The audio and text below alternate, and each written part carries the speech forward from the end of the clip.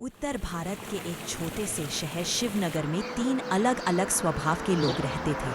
एक आरव, एक लालची व्यापारी जिसे सिर्फ मुनाफा दिखता था। 2 मीरा, झूठी दिखावे की दुनिया में उलझी सोशल मीडिया इन्फ्लुएंसर। 3 हरीश, एक बेरोजगार युवक जो खुद को हारा हुआ मान चुका था। एक दिन शहर में एक साधारण कपड़ों में मुसाफिर आया। उसका चेहरा शांत, आंखों में अद्भुत चमक और होठों पर हल्की मुस्कान थी। वह खुद को कान्हा बताता था। लाल भाई अपनी दुकान पर ग्राहक से ज्यादा पैसे वसूल रहा था। तभी कान्हा अंदर आया। भैया, ये दाल थोड़ी कम कीमत में दे दो, घर में माँ बीमार है। यहाँ दया नहीं, सिर्फ रेट चलता है। कान्हा मुस्कुराया। जिस दिन दिल का तराजू मुनाफे से भारी हो जाएगा, उसी दिन सच्चा धन मिलेगा। अगले ही दिन लाल भाई की दुकान में अचानक घाटा शुरू हो गया। परेशान होकर वह कान्हा को ढूंढता हुआ नदी किनारे पहुंचा। मुझे माफ कर दो, मैं गलत था। जो दूसरों की मजबूरी का मोल लगाता है, उसकी बरकत खुद रूठ जाती है। आज से ईमानदारी से व्यापार करो। लाल भाई की आंखें खुल गईं। मीरा नदी किनारे रील बना रही थी, झूठी खुशी दिखाकर लाइक्स बटोरने के लिए। इतनी खूबसूरत होकर भी उदास क्यों हो बेटी? आपको कैसे पता?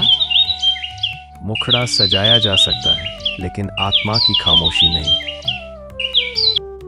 मीरा की आंखों से आंसू बह निकले। उसने स्वीकार किया कि वह अंदर से बहुत अकेली है। जो खुद को स्वीकार कर लेता है, उसे दुनिया की मंजूरी की जरूरत नहीं पड़ती। उस दिन के बाद मीरा ने दिखावे की जगह सच्चाई को अपनाना शुरू कर दिया। हरीश मंदिर की सीढ़ियों पर बैठा खुद को कोस रहा था। कुछ नहीं बन पाया मैं, भगवान भी साथ नहीं देते। अभी कान्हा पास बैठा और बोला, जो खुद पर विश्वास खो दे, उससे भगवान भी हार जाता है। तुम क्या जानो मेरी तकलीफ? मैं वही जानता हूँ जो अर्जुन की आंखों में देखा था, भ्रम। हरीश कल से सूरज से पहले उठो, मेहनत करो और खुद से वादा निभाओ।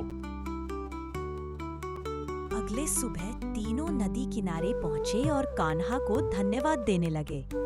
तभी उन्होंने देखा कि उसका स्वरूप बदलने लगा। वही मुरली की धुन, वही दिव्य आभा। मीरा कांपते हुए बोली, आप कौन हैं?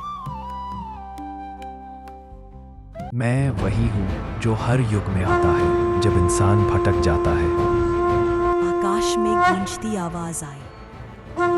धर्म की रक्षा के लिए मैं हर युग में आता हूँ। और देखते ही देखते वह प्रकाश में विलीन हो गया। कहानी की सीख, लालच से नहीं, सच्चाई से जीवन चलता है। दिखावा नहीं, आत्मसंतोष ही असली खुशी है। हार मानना सबसे बड़ी पराजय है।